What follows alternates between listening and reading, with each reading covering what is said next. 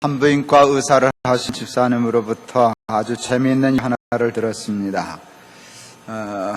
여긴 다 아는 모양이네요. 산모 중에 자연분만이 되지 않아서 수술받아야 하는 산모가 있었는데 마취를 하기 위해서 마취하기 전에 심호흡하라고 했더니 산모가 아주 긴장하고 당황했는지 심호흡을 입으로 하지 않고 말로 하더랍니다. 심호흡 그렇게 해서 그 얘기를 듣고 얼마나 웃었는지 모릅니다. 그 집사님은 긴장하여 심호흡을 입으로 하지 않고 말로 하는 그 산모를 보면서 예수를 믿는다고 하는 우리들이 꼭 그와 같지 않은가 하는 생각을 하였다 얘기했습니다.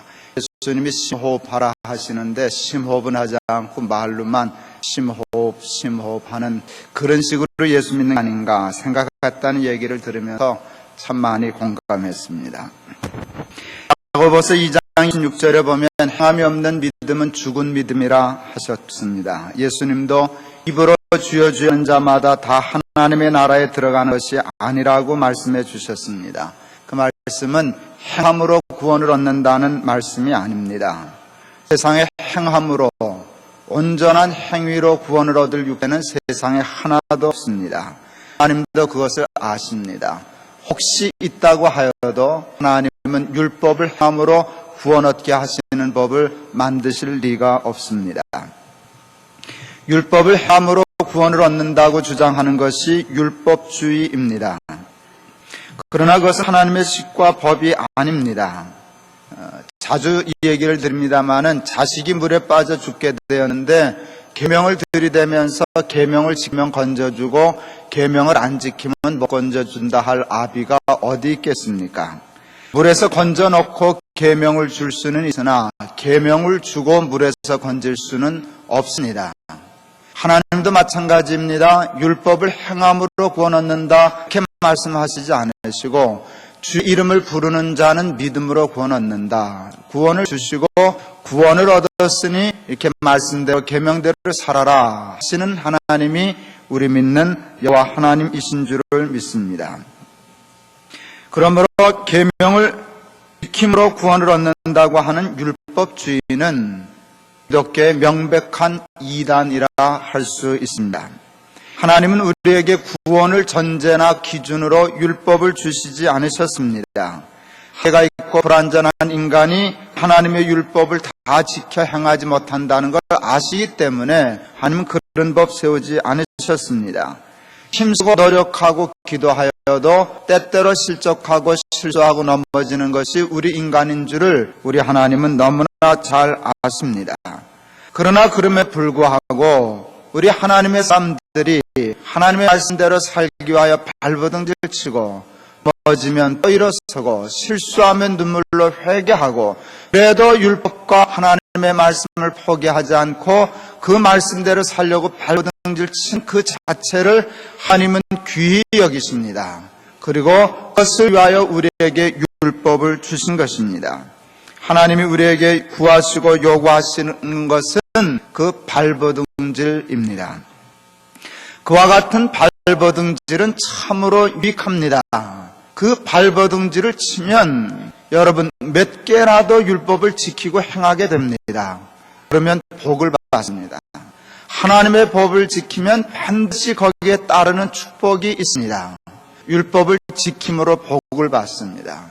그러면 여러분 율법을 지키려고 발버둥질 치다가 실수하여 실족하여 범죄하면 율법 지키지 못하면 벌을 받겠습니까? 예, 하나님이 징계하시고 채찍질은 하시지만 그 속에도 또 숨어있는 놀라운 하나님의 축복이 있습니다.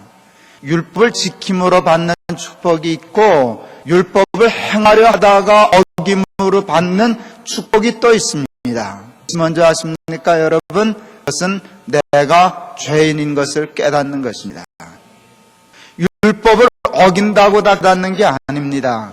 율법을 행하려고 하는 소원이 없는 사람은 아무리 율법을 어겨도 자기가 죄 있는 거 잘 모릅니다. 그러나 율법을 하려고 의를 하려고 한 소원을 가지고 있는 사람이 율법을 어기게 되면 오라 나는 고도한 사람이로다.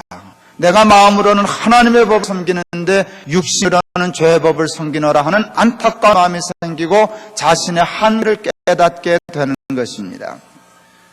여러분, 신앙생활에 있어서 가장 중요한 것이 있습니다. 그것은 내가 죄인인 것을 깨닫는 것입니다. 근데 그게 가장 힘들고 어렵습니다. 시험 문제를 하면 다 답을 아는데 정말 내가 죄인인 것을 느끼고 깨닫고 마음 아파하면서 사는 것은 힘듭니다.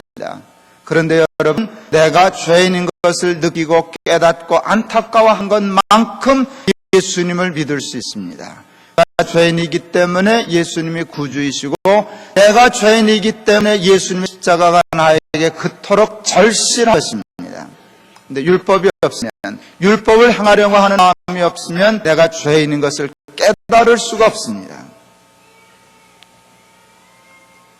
로마서 3장 2절에도 보면 율법의 행위로 그의 앞에 의롭다 하심을 얻을 육체가 없나니 율법으로는 죄를 깨달음이니라 말씀하셨습니다. 율법이 있기에, 율법을 행하려 하기에 내가 죄인인 것을 깨닫습니다. 내가 죄인인 것을 깨닫기 때문에 예수님이 나에게 그토록 절실한 것입니다. 율법을 행함으로 구원을 얻는 것이 아니고 믿음으로 구원한다고 함부로 율법을 무시하거나 폐기하면 죄를 깨닫지 못하게 됩니다. 율법을 폐기하면 죄를 깨달을 수가 없습니다. 죄를 깨닫지 못하게 되면 예수 그리스도를 만날 수 없습니다. 그래서 성경은 율법을 우리를 그리스도에게로 인도하는 공학 선생이라 한 것입니다. 율법이 있으니 죄를 깨닫고 내가 죄인이니까 죽으러 나간다 해서 율법이 나를 그리스도에게로 이끄는 몽화 선생이구나, 그렇게 고백하고 정의한 것입니다. 율법을 지켜 행함을 볼 때 우리 기독교에는 두 종류의 이단이 있습니다. 하나는 앞에서 말씀을 드린 율법을 행하고 구원을 얻는다 하는 율법주의입니다. 또 다른 이단은 율법을 행함으로 구원을 얻는 것이 아니라 믿음으로 구원을 얻는 것이니 믿음으로 구원 얻은 사람은 율법 신경 쓸 거 없다, 행함에서 신경 쓸 거 없다, 율법으로부터 자유하고 편안하게 쉽게 편안하게 살아라 라고 하는 이단입니다. 소위 구원파 이단의 주장이 그와 같은 것입니다. 여러분, 이것은 명백한 기독교의 이단입니다. 그와 같은 이단을 우리는 값싼 은혜주의라고 정의할 수 있을 것입니다. 율법을 행해야만 구원 얻는다, 이단입니다. 율법 끝까지 아무것도 아닌 믿음으로 구원 얻은 사람은 신경 쓰지 않아도 된다, 그것도 이단입니다. 믿음으로 구원 얻었으니 하나님의 법대로 법을 사랑하며 법을 지키고 살기 위하여 힘써야 한다는 것이 우리 기독교 성경 하나님의 가르침, 말씀, 진리인 줄을 믿습니다. 하나님의 율법을 사랑하며 주야로 그것을 묵상하며 그 말씀을 따라 살려고 하는 사람을 무조건 율법주의로 매도하고 행함이 없는 믿음의 삶을 사는 사람들은 여러분 위험한 사람들입니다. 율법을 부정함으로 본래 율법 없이 살려고 하는 원죄적인 본능을 충족해 하려 하는 우를 범하게 될 것입니다. 율법과 행함을 무시하고 부정하며 살아가는 사람들에게서 나타나는 가장 보편적이고도 중요한 사실은 자기가 죄인인 줄을 깨닫지 못한다는 것입니다. 하나님 앞에서 법대로 살려고 하는 사람은 자기가 죄인인 것을 깨닫지만 하나님의 법을 무시하면 자기가 죄인인 것을 깨닫지 못합니다. 제가 그것을 구원파 이단이라고 얘기했습니다. 저는 이 설교를 준비하다가 깨달았습니다. 내가 이단이구나. 그렇게 생각한 적도 없고 그렇게 교인들을 가르친 적도 없지만 나는 모르는 사이에 그러고 살고 있었습니다. 제가 오늘 이 설교를 준비하면서 스스로 생각해봤어요. 나는 과연 날마다 사도 바울처럼 오라 나는 곤고한 사람이다, 나는 죄인 중에 괴사, 죄를 깨닫고 그 죄 때문에 마음 아파하면서 살아가고 있는가? 말은 그렇게 하면서도 나만 하기 쉽지 않지. 나만 예수 믿는 게 어때서? 내 의에 사로잡혀 나 잘났다, 나 훌륭하다, 나 괜찮다 하는 생각을 가지고 살아가는가 생각해보니 저는 전자가 아니고 후자였습니다. 여러분은 어떠십니까? 여러분은 구원파 이단의 논리에 알게 모르게 빠져서 자기 의의를 자랑하며 자기 의에 빠져 사는 사람들이 아니십니까? 그렇다면 그 이유가 여러분은 어디에 있다고 생각하십니까? 믿음으로 구원 얻었으니 이제 다 끝났다. 율법을 행함으로 구원 얻는 것 아니니 율법에 얽매여 살 필요 없다.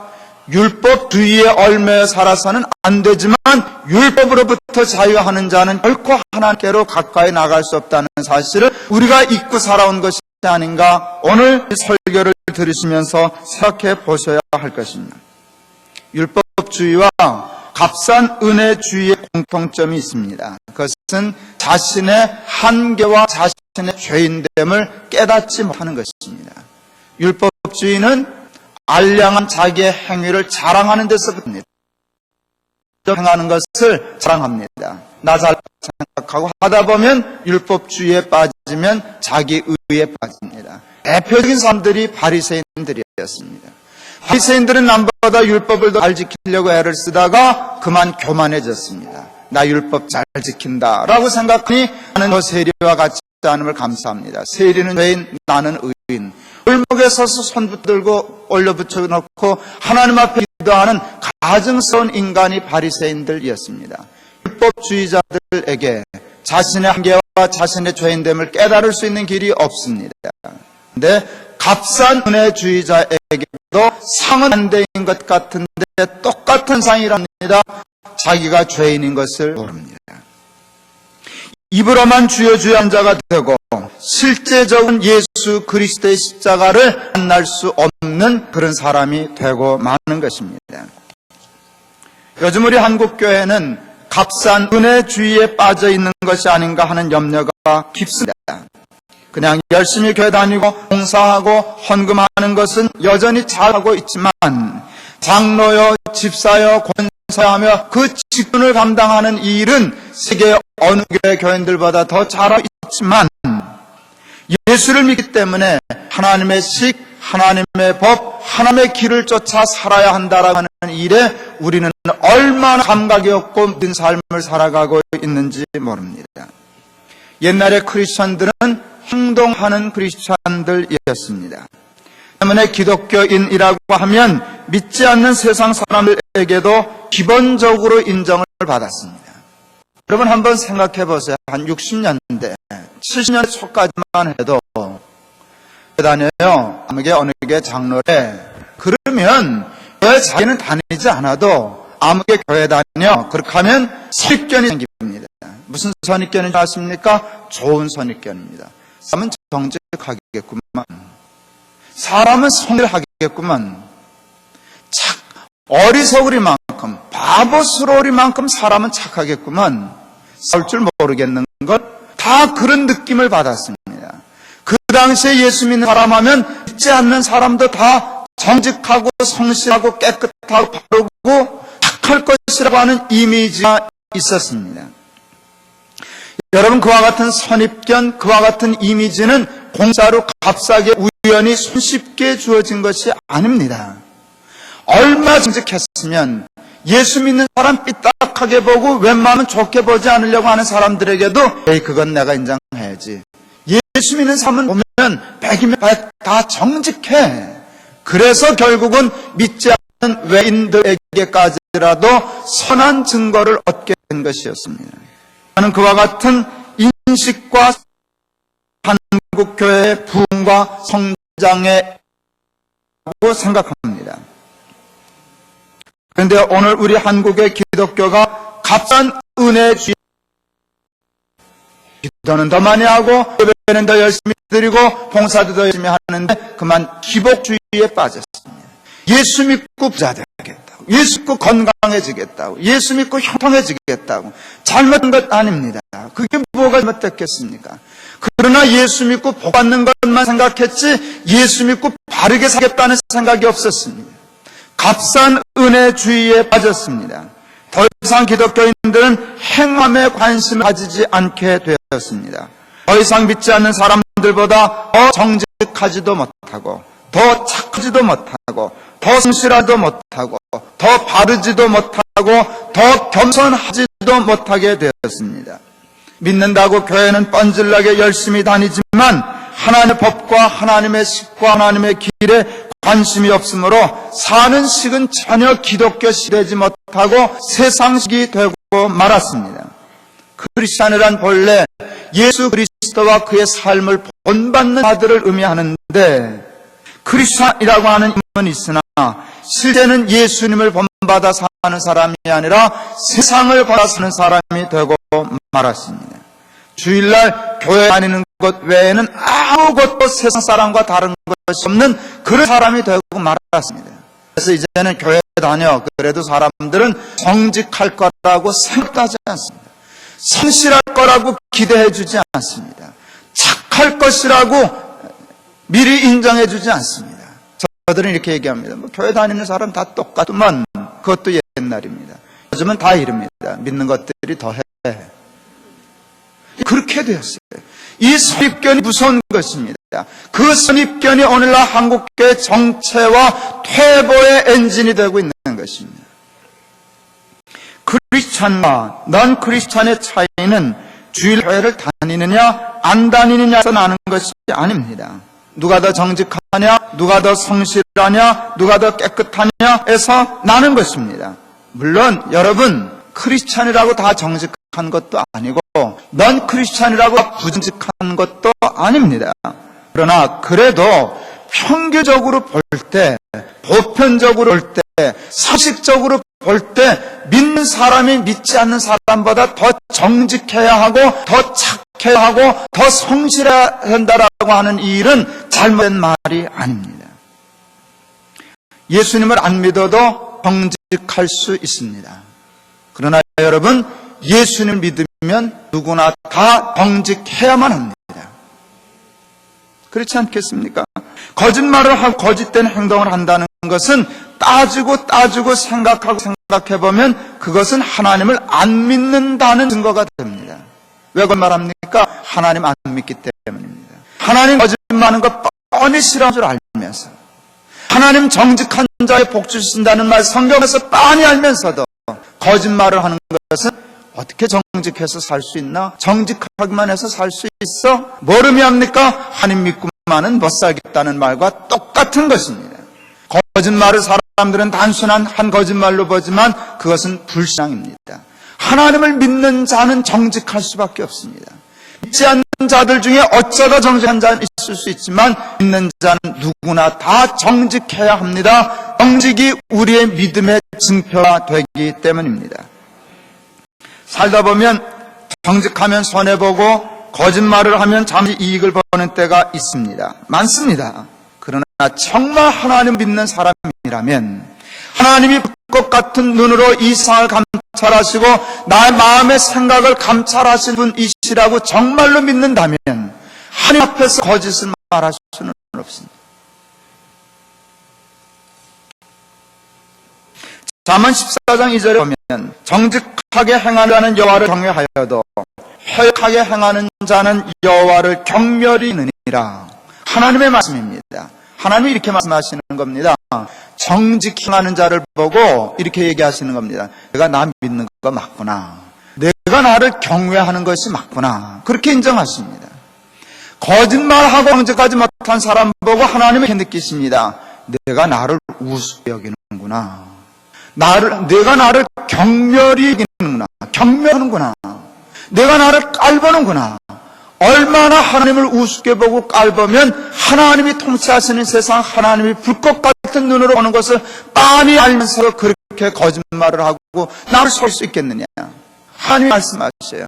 정직한 자 나를 경외하는 것이고 거짓을 행하는 자는 나를 경멸하는 것이라. 하나님은 정말 그렇게 생각하십니다. 잠언 23장 16절 보면 만일 내 입술이 정직을 말하면 내 속이 유쾌하니 하는 말씀이 있습니다. 난 너희들이 정직하게 살 때 제일 유쾌하더라, 기쁘더라 하신 말씀입니다. 하나님은 당신의 자녀인 우리들이 정직하게 사는 것을 기뻐하십니다. 자랑스러워합니다. 때문에 하나님은 정직한 자를 축복하십니다. 하나님 우리들에게 악한 자의 집은 망하겠고 정직한 자의 장막은 흥하리라고 잠언 14장 11절에서 말씀하십니다. 정직한 자의 집은 흥하겠고 악한 자의 길은 망하리라. 이게 하나님의 말씀입니다. 그리고 하나님은 정직한 자의 기도를 들어주셔서 그의 길이 대로가 될 것이라고 말씀해 주십니다. 하나님은 정직한 자의 기도를 들어주실 것이라고 잠언 15장 8절에서 말씀하시고 그 기도를 들어줌으로 그의 길은 형통하고 대로가 될 것이라고 15장 19절에서 말씀해 주십니다. 거짓은 후진의 논리이고 여러분 정직은 선진의 논리입니다. 거짓은 사탄의 논리이고 정직은 하나님의 논리입니다. 사탄은 정직하면 못 산다 말하지만 하나님 정직하지 않으면 못 산다 말씀하십니다. 예수 믿는 사람은 예수님을 믿는 사람입니다. 사탄이 뭐라 그래도 그 말을 믿으면 안 됩니다. 예수님의 말씀 믿어야 합니다. 근데 우리는 입으로는 주여 주여 하면서도 실제는 무슨 신념을 가지고 사는가 하면 사탄의 논리와 같습니다. 정직하기만 해서는 살 수 없어. 적당히 타협하고 적당히 거짓말 해야지 저 목사 세상 몰라서 저러지 그렇게 생각하지 사탄의 말에 일가 있다고 생각하는 것이 우리들의 심정이냐. 그건 그리스도인이 아닙니다. 오래전 신문에서 봤습니다. 하버드 대학의 총장을 청빙하는 것이었습니다. 청빙할 때 이러이러한 조건 가진 사람을 청빙한다라고 하는 그것이 나왔는데 깜짝 놀랐습니다. 순서대로 적었는데요. 하버드 대학교 정말 제1의 대학교라고 할 수 있는 그 대학교 총장감으로 대학이 요하는 1번이 뭐였는지 아십니까 여러분? 정직입니다. 어느 회사고 하면 미국에 누구나 하는 아주 큰 회사, 장사 정말 잘하는 회사가 한 100여 년 동안 자기 가문에서만 회사를 성취하다가 그것을 깨고 외부 인사를 회사로 영입해서 회사가 많이 성장할 일이 있었답니다. 그때 그 회사가 처로 자기 전 세계인 회사를 이끌어 나가는 회장을 뽑으면서 내건 1배속이면 줄 아십니까? 그것도 정직입니다. 선진국에서는 정직하지 않으면 살 수 없습니다. 그게 하나님의 원리입니다. 하나님 말씀대로 정직하게 살면 후진 시대에는 힘들겠지만 후진을 벗어납니다. 그리고 정직하면 살 수 있는 선진의 나라가 되게 해주시는 것 하나님의 약속이고 눈으로 빤히 보는 일입니다. 거짓말하는 나라는 선진국 못 됩니다. 정직한 나라만이 하나님의 축복하시는 선진국이 될 수 있는 것입니다. 옛날 우리 믿음의 선배들은 예수 믿는 사람들은 정직해 하는 믿음을 얻을 수 있었습니다. 오늘 그 신앙을 우리는 다 잃어버리고 말았습니다. 아까 우리 기도해 주시는 장로님 기도 중에 그런 말씀하셨죠. 높은 승희 교회를 세우신 하나님의 뜻이 뭘까? 우리가 늘 생각해야 되는데 무엇을 위해서 보셨을 때 여러분 너무 추상적인 개념 내놓고 얘기하지 말고 구체적으로 이 목표를 위해서 노력하는 게 좋겠습니다. 예수 믿는 사람은 정직해 하는 신용을 회복하기 위하여 하나님이 땅에 높은 뜻 승리교회를 세우셨다 해도 절대 지나친 것이 아닐 것입니다. 여러분 정직하기를 힘쓰실 수 있기를 바랍니다. 힘써 노력하고 기도하고 애써서 그게 5년이 걸릴지 10년이 걸릴지는 모르지만 새 사람들로부터 교회 사람들로부터 높은 뜻 승리교회 교인들은 정직해 하는 선한 증거를 얻을 수 있는 저와 여러분들이 다 되실 수 있기를 바랍니다. 하나님 당신의 자녀인 우리들이 거룩하고 순결한 삶을 살아주기를 원하고 계십니다. 레위기 19장 2절에 보면 너희는 거룩하라 나 여호와 너의 하나님이 거룩함이니라 말씀하고 계십니다. 레위기에는 성결, 순결, 거룩함에 대한 수많은 말씀들이 기록되어 있습니다. 이것은 먹어라, 이것은 먹지 말아라, 뭐 비늘이 있느냐, 없느냐, 통굽이냐, 쪽발이냐, 책임질을 하느냐, 안 하냐, 뭐 복잡하게 해가지고 먹을 거, 안 먹을 거, 갈 거, 안 갈 거, 손댈 거, 손대면 안 될 거를 그렇게 자세히 해놓았습니다. 여러분, 그 말씀의 뜻이 무엇인가 고민하지 말고 이렇게 생각하면 정확합니다. 그 모든 말씀의 의도가 뭔지 아십니까? 하나입니다. 너는 내 자식이기 때문에 세 사람들처럼 아무렇게나 살면 안 돼. 먹고 싶다고 다 먹으면 안 돼. 하고 싶다고 다 하면 안 돼. 가고 싶다고 다 가면 안 돼. 구별하여 살아라. 성별하여 살아라. 왜 그러냐? 물을 때 하나님 얘기하십니다. 넌 내 자식이니까 애비가 거룩하니 너도 거룩해야 되지 않겠냐? 하나님이 거룩하니 너희들은 거룩해야 한다. 그것은 여러분 우리 그리스도인들에게 주시는 예나 지금이나 변함이 없는 하나님의 명령과 요구이신 줄을 믿습니다. 요즘 우리가 살아가는 시대와 세대는 순결을 지키기가 너무나 어려운 세상입니다. 정신적인 순결은 물론이거니와 육체적인 순결도 지키기가 어려운 세상이 되고 말았습니다. 성이 오락이 된 세상을 살아가고 있습니다. 고린도전서 6장 18절에 보면 음행을 피하라. 사람이 범하는 죄마다 몸 밖에 있거니와 음행하는 자는 자기 몸의 죄를 범하느니라 하는 말씀이 있습니다.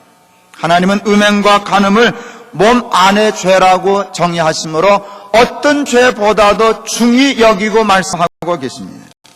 하나님은 그리고 세상의 그 어떤 것보다 우리의 몸을 중히 여깁니다. 왜냐하면 우리의 몸은 성령이 거하시는 하나님의 전이기 때문입니다. 너희 몸은 네가 하나님께로부터 받은 바 너희 가운데 계신 성령 전인 줄을 깨닫지 못하느냐. 너희는 너희 것이 아니니라. 고린도전서 6장 19절의 말씀입니다. 여러분, 우리의 몸은 성전입니다. 몸 안에 죄를 지어서는 안 된다고 성경은 하나님은 힘주어 강조하여 말씀하고 계시는 것입니다. 성적인 타락은 사탄의 가장 전략적이고 효과적인 무기 중에 하나입니다. 이와 같은 사탄의 전략과 무기에 믿지 않은 사람들은 물론이고 요즘 우리 믿는다고 한 크리스찬들까지도 무차별적으로 공격을 당하고 있습니다. 우리가 순결에 대해서 무뎌져 있습니다. 아주 무뎌져 있습니다. 야고보서 4장 4절에 보면 간음한 여자들이여 세상을 벗된 것이 하나님의 원수임을 알지 못하느냐. 즉 누구든지 세상과 벗이 되고자 하는 자는 스스로 하나님 원수되게 하는 것이니라 말씀하고 있습니다. 간음을 하나님과 원수되는 것이라 하나님은 그렇게까지 말씀하십니다. 간음한 것이면 나하고 원수되는 것이라 말씀하셨습니다. 유다서 1장 7절에 보면 소돔과 고모라 그 이웃 도시들도 저희와 같은 모양으로 간음을 행하며 다른 색을 따라가다가, 여기서 다른 색을 따라가다가 하는 말씀은 동성애를 의미합니다. 영원한 불의 형벌을 받음으로 거울이 되었느니라. 그렇게 음란하고 살다가 하나님 벌을 받은 것이 우리가 봐야 할 거울이라는 것입니다. 그 거울을 통하여 우리도 그렇게 살면 그렇게 되겠구나 하는 것을 깨닫는 것을 말씀했습니다. 여러분, 세계에서 가장 소돔과 고라를 닮은 나라를 꼽으라면 여러분 어느 나라를 꼽으시겠습니까? 여러분, 그것은 고려할 여지 없이 부끄럽지만 두렵지만 우리 대한민국입니다. 세계 지금 소돔과 고모라에 관한 한 우리 한국을 앞서가는 나라는 몇 개 되지 않을 것입니다.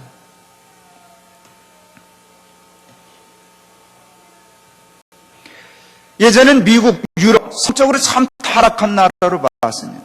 제가 유럽도 다녀보고 미국도 다녀보는데 아닙니다. 한국과 비교할 수 없습니다. 미국은 여러분 로봇식의 그런 거 참 작심하고 찾아가 보기 전에는 찾기 어렵습니다. 아무데나 술집이 없습니다. 어느 도시는 아예 도시 주민들이 의논해가지고 술집은 하나도 없는 도시도 있습니다. 술집은 허가를 받아야 됩니다. 우리나라처럼 아무 구멍가게에서나 술 파는 나라는 아마 대한민국밖에 맨날에 후죽인 나라밖에 없을 것입니다. 저는 집회 때문에 집을 자주 갑니다. 전 큰 도시에 가면, 회를 들어가면 그래도 좀 낫습니다.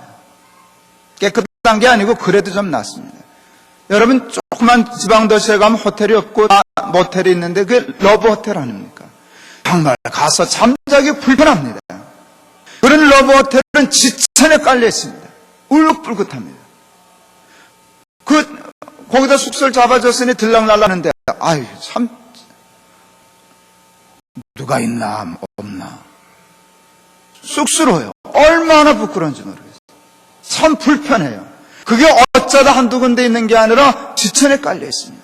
여러분, 주택가에 러브 호텔이 있는 나라 대한민국밖에 없을 거예요. 애들 학교 다니는 학교 근처에서 러브 호텔을 쉽게 볼 수 있는 나라가 이게 정신 나간 나라가 아니고 무슨 나라이겠습니까? 여러분, 다른 나라는 큰 마음을 먹어야 타락할 수 있는데 우리는 큰 마음 먹지 않아도 눈 감고도 범죄할 수 있는 나라가 한국이 되고 말았습니다. 때문에 예수께나 잘 믿는다고 하는 사람들도 얼마나 쉽게 이 성적인 유혹에 빠지는지 모릅니다. 우리 사람에게 있어서 가장 중요한 것이 있다면 여러분 그것은 사랑입니다. 하나님이 우리에게 주신 축복 중에 축복이 있다면 그것은 사랑입니다. 사랑을 하고 사랑을 받는다는 것보다 중요한 것이 없다고 하리만큼 사랑은 소중한 것입니다. 그런데 간음은 여러분 그 소중한 상을 우리에게서 빼앗아갑니다.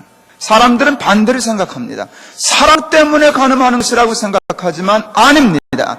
간으로 사랑을 얻을 수는 없습니다. 간음은 상을 빼앗아갑니다. 소중한 사랑을 빼앗아갑니다. 91년도에 처음으로 중국을 여행했습니다. 자금성을 방문했는데 한국 여행객에 있는 여행객 하나가 중년 남자처럼 보이는데 보진 않았습니다. 음성으로만 들었습니다. 키득키득거리면서 야, 중국 황제들은 부인이 3,000명이었대. 다 낄낄낄낄 웃더라고요. 어느 사람 하나가 그러더니 야, 되게 행복했겠다. 저 고장난 레코드처럼 그게 입력이 돼가지고 하루 종일 자금성을 여행하는 동안 그 말만 생각했어요. 중국 황제는 정말 행복했을까? 부인이 3,000명이면 정말 행복할까? 아니요. 답은 아니었어요. 당연히 아니었어요. 제가 중국 자금성을 돌아다니면서 느낀 것은 얼마나 불행했을까? 얼마나 외로웠을까 하는 것이었습니다. 귀하다의 반대말은 흔하다와 천하다입니다. 흔한 것은 천한 것이고 흔하지 않은 것이 귀한 것입니다. 하나는 귀한 것이고 삼천은 흔한 것입니다. 그러므로 천한 것입니다. 사랑이 삼천이 될 수는 없습니다. 사랑은 가장 귀한 것이므로 하나입니다. 둘도 아닌 하나입니다. 근데 삼천으로 나누면 사랑이 3,000개가 되는 것이 아니라 사랑이 3,000개가 되는 순간 그것은 사랑이 아닙니다. 흔하고 천한 것이기 때문에 사랑 아닌 것으로 변질합니다. 제가 다니면서 생각했어요. 중국 황제는 3,000대는 자기 부인을 다 알았을까? 그걸 어떻게 다 알겠어요? 3,000명이나 되는 거. 그래도 압니다. 옷을 보면 알 겁니다. 왕의 부인만 입는 옷을 입지 아무나 입지 않을 거 아니에요. 어디 이렇게 왕궁을 돌아다니다가 혹시 그 옷을 입은 여자를 보면 저것도 내 마누라인가? 그러지 않았겠냐 그 말이에요. 언제 봤었나? 그거 아무것도 아니에요. 부인이 3,000명이 되는데 거기서 난 자식은 얼마나 많겠어요. 그러면 자기 아이들은 알까요? 알겠죠. 옷을 보고. 저것도 내 새끼가? 그러지 않겠냐 그 말이지. 제가 하절 다니면서 그 생각했어요. 그러니 이야 얼마나 바보 같은 사람인가, 얼마나 어리석은 사람인가, 얼마나 불행한 사람인가, 얼마나 외로운 사람인가. 그는 정말 부인이 없는 사람이구나. 그는 정말 자식 없는 사람이구나. 아이들에게 편지를 썼습니다. 이 얘기를 쭉 쓰면서 아빠는 내 엄마 한 여자만 사랑해. 그래서 아빠는 중국 황제보다 더 행복한다. 너희들도 이 다음에 내 아내 한 여자만 사랑하며 살거라. 돌아오니까 아내가 그러대요. 둘째 놈이 그때 초등학교 5학년인가 그랬는데 그 편지를 듣고 아빠가 이걸 왜 쓰셨지? 그랬다. 그래서 얼마나 웃었는지 모릅니다.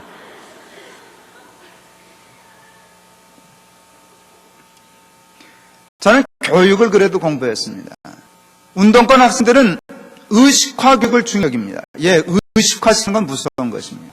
근데 세상에 의식화보다 더 무서운 것이 있습니다. 그게 뭔지 아십니까? 무의식화입니다. 의식보다 무서운 건 무의식입니다. 의식을 선점하는 것도 중요하지만 무의식을 선점하는 것이 훨씬 더 무섭습니다. 저는 아가 의식하지 못할 때 무의식을 선점하고 싶었어요. 순결이라는 것으로. 나중에 때가 되면 압니다. 근데 먼저 그 방을 순결이라는 의식이 선점했기 때문에 예방주사 맞은 것과 같아서 쉽게 무너지기 어려울 겁니다. 제 아내도 무의식화 교육을 시켰습니다. 순결 교육입니다. 사내놈들 목욕을 시킬 때였으니까 다 쬐끄만 때였습니다. 유치원 가나마나 할 때 목욕시킬 때마다 한 번도 빼지 않고 한 교육이 있었습니다. 이 다음에 내 아내 외에는 내 몸에 손대지 못하게 하고 목욕시킬 때마다 나오는 레파토리였습니다. 큰 놈 둘째 놈은 그런가 보다 하고 들었는데 막내 놈이 성깔이 좀 있었던 모양이죠. 막내 놈이 이제 목욕시키려고 그럴 때 제일 조그만 놈이 막내 목욕시키려는데 우리 아내는 또 장적으로 이제 나오기 시작했습니다. 레코드를 트는 거죠. 이 다음에 그러니까 막내 놈이 입을 탁 막으면서 알았어요. 이 다음에 아내 외에는 절대 손 모이게 할 테니까 제발 좀 그만하세요. 여러분, 순결이 참 중요합니다. 하나님은 그것을 원하시고 그렇게 살라 말씀하십니다. 말씀을 마치려고 합니다. 하나님 당신의 백성과 자녀인 우리들이 당신을 본받지 않고 세상을 본받아 하나님 없는 세상의 사람들과 똑같이 정직하지 못하고 똑같이 순결하지 못하고 세상 사람이나 믿는 사람이나 교회 다니고 안 다니는 것 외에는 아무 차이가 없는 것을 슬퍼하십니다. 마음 아파하십니다. 부끄러워하십니다. 창피해하십니다. 많은 우리 한국교회와 교인들이 알지 모르게 값싼 은혜주의에 빠져 구원파 이단에 물들어 있습니다. 위험한 일이 아닐 수 없습니다. 행으로 구원을 얻는 것은 아니지만 예수 그리스도의 십자가의 보혈로 죄심을 받고 구원한 사람이라면 다시 예수 그리스도를 우리의 죄로 말미암아 십자가에 못 박지 않기 위하여 노력해야 할 것입니다. 넘어지면 일어서고 실수하면 회개하고 마음 아파하면서 하나님의 십자가를 욕되지 않기 위하여 눈물을 흘리며 노력하며 싸우며 사는 사람이 마땅히 되어야 할 것입니다. 믿음은 행동하는 것입니다. 행동하지 않는 것은 결국 믿지 않는 것입니다. 여러분, 정직하지 않다는 것은 하나님을 안 믿는다는 것이고 순하지 않다는 것은 하나님을 안 믿는다는 것입니다. 행함으로 우리의 믿음을 하나님과 세상 사람들에게 증거할 수 있는 저와 여러분들이 다 되실 수 있기를 바랍니다. 믿음으로 행하여야 할 것들이 수없이 많지만 무엇보다도 우선 정직함과 순결함을 실천하는 저와 여러분들이 다 되실 수 있기를 바랍니다. 그동안 우리가 값싼 은혜주의에 우리도 모르는 사이에 빠져 있어서 정직한 삶을 살지 못하고 순한 삶을 살지 못했다면 오늘 이 자리에 하나님 앞에 여러분 은밀히 회개하고 결단하고 하나님 용서해 주십시오. 정직하게 살겠습니다. 순결한 삶에 도전하겠습니다. 결단하고 돌아가는 여러분 되기를 바랍니다. 하나님은 오늘 본문을 통하여 우리들에게 너희들은 이 세상과 이 세를 본받지 말라. 오직 마음을 새롭게 함으로 변화를 받아 하나님의 선하시고 기뻐하시고 온전하신 뜻이 무엇인지 분별하도록 하라 말씀하십니다. 그리고 하나님은 우리 몸을 하나님이 기뻐하시는 온전한 산 제사로 드리라 말씀합니다. 그리고 마지막에 중요한 것은 이것입니다. 그것이 너희가 드릴 영적 예배니라. 여기 매우 중요한 단어가 있습니다. 중요한 시작이 있습니다. 그것은 영적 예배를 말씀하시면서 몸을 얘기하신다는 것이죠. 우리는 몸과 영을 이분법적으로 나눕니다. 몸은 육체고 영은 영이라고 생각합니다. 영적 예배 얘기할 때 우리는 치우친 것입니다. 여러분이 영적 예배하면 여러분은 무엇을 느끼십니까? 그런데 오늘 이 본문에서 하나님이 우리에게 말씀하시는 영적 예배는 그것을 포함하지만 그것만이 아닙니다. 몸으로 드리는 예배. 예를 들면 이것입니다. 우리가 별거 아닐 것 같아 보여도 예수 믿는 사람이니까 정직해야지.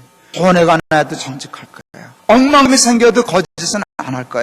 하고 싸웁니다. 그러면 하나님 뭐라고 그러시는 줄 아십니까? 그게 예배다. 그게 예배다. 그게 내가 지금 너희들한테 바라고 싶은 예배다. 보통 예배가 아니라 그게 바로 영적 예배니라. 우리는 정직하게 세상에서 사는 일이 흔한 세상의 일이고 육적인 일인 줄 알았더니 하나님은 정직을 영적인 일이라고 말씀하십니다. 죄악된 세상에서 타락하지 않으려고 순결을 지키려고 그러고 발버둥 칠 때 하나님이 기뻐하십니다. 너 참 영다. 내가 나를 경외하는구나. 내가 나를 경외하는구나. 얘야, 그 투쟁이 그 깨끗하게 살려고 발버둥질 치는 게 예배니라. 보통 예배가 아니라 영적 예배니라. 하나님에게 영과 혼과 육은 하나입니다. 성부와 성자와 성령이 삼위일체로 셋이면서 하나인 것, 하나이면서 셋인 것처럼 영과 육과 혼이 셋인 것처럼 하나입니다. 구별되지 않습니다. 몸이 영이고 영이 몸입니다. 영적인 것과 육적인 것 갈라지는 것이 아닙니다. 하나님 앞에 정직하게 삶으로, 순결하게 삶으로 하나님이 기뻐하시는 영적인 예배를 드리고 살아가는 저와 여러분들 다 되실 수 있기를 바랍니다. 정직하지 못한 세상에서 정직하게 살려고 발버둥들 치는 것이 예배입니다. 순결하지 못한 세상에서 순결을 지키기 위하여 발버둥질 치는 것이 하나님이 받으시고자 하는 성적 예배입니다. 정직과 순결과 같은 거룩한 몸부림으로 하나님 가장 기뻐하시는 여긴 예배를 드리면서 살아가는 저와 여러분들이 다 되실 수 있기를 바랍니다. 기도하시겠습니다.